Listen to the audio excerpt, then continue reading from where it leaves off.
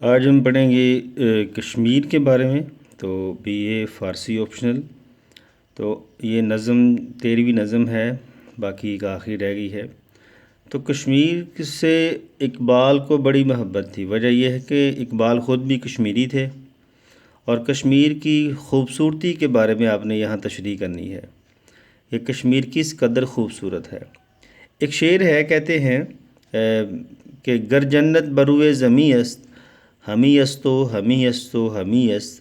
اگر دنیا میں کہیں جنت موجود ہے تو وہ یہی ہے، وہ یہی ہے، وہ یہی ہے۔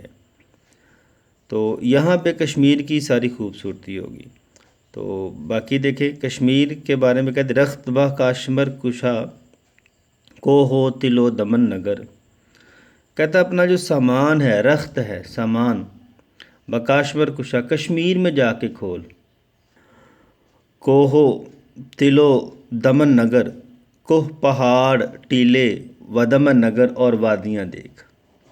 سبزہ جہاں جہاں ببین، جگہ جگہ پر سبزہ اگا ہوا دیکھ۔ لالا چمن چمن نگر، اور لالا کے پھولوں کو کھلا ہوا دیکھ۔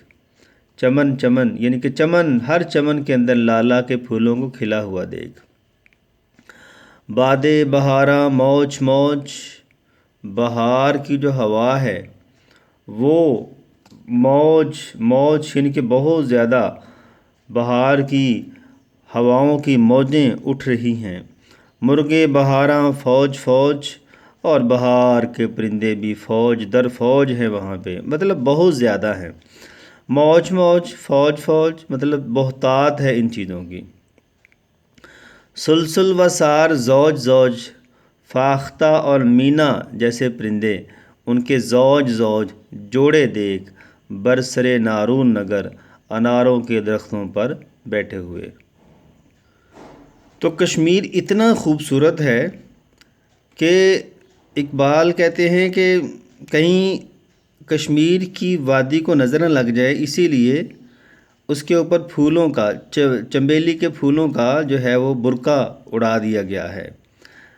طے نہ فتد با زینتش، کہیں اس کی خوبصورتی کے اوپر فتنہ باز آسمان کی نظر نہ پڑ جائے۔ سپر فتنہ باز یعنی کہ آسمان جو فتنہ باز ہے اس کی کہیں نظر نہ پڑ جائے۔ لالا زخاک پر دمید، موج بآب جو تپید، یعنی کہ بستہ بچہرہ، وہ دوسرا رہ گیا، بستہ بچہرہ زمین برقع نسترن نگر، یعنی کہ بستہ بچہرہ اس کے چہرے کو ڈھانپ دیا ہے زمین نے۔ برقع نسترن نگر یعنی کہ نسترن کے پھولوں کا اس کے اوپر اب برقع پہنا دیا گیا ہے، یعنی کہ تاکہ اس کی سج دھج پر فتنہ باد آسمان کی نظر نہ پڑے، یعنی کہ نظر نہ لگ جائے۔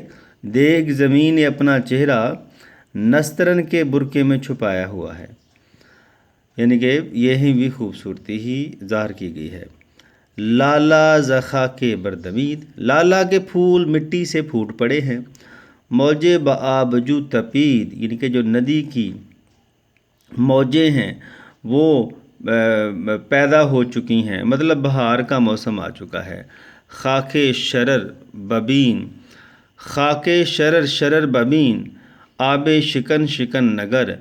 خاک شرر شرر ببین یعنی کہ مٹی کو آپ ایسے دیکھ کہ جیسے ایک شعلہ ہوتا ہے، یعنی کہ شرر شرر دیکھ، یعنی کہ ہر طرف جو ہے وہ لالا کے پھول کھلے ہوئے ہیں نا، اس لیے مٹی ایسے لگ رہی جیسے آگ لگی ہو وہاں پہ۔ آب شکن شکن نگر یعنی کہ ندی کا جو پانی ہے اس کی موجیں دیکھ۔ زخمہ بتارے ساز زن، یعنی کہ زخمہ مضراب سے ساز کے تاروں کو چھیڑ۔ بادہ باسانگین بریز، یعنی کہ معرفت کی جو شراب ہے اس کو پیالے میں انڈیل۔ قافلہ بہاراں انجمن، انجمن نگر، بہار کے قافلوں کی جگہ جگہ پہ دیکھ۔ انجمن انجمن دو دفعہ آیا نا۔ مزید خوبصورتی کے بارے میں کہتے ہیں دختر کے برہمنے، وہ برہمن کی خوبصورت لڑکی۔ لالا رخے سمن برے، جس کے گال جو ہیں وہ لالا کے پھولوں جیسے ہیں، سمن برے، اور اس کا چہرہ چنبیلی جیسا ہے، چشمے برعو کشا، اس کے اوپر نظر اٹھا، بعد بخیشتر نگر، اور پھر اپنے آپ کو دیکھ۔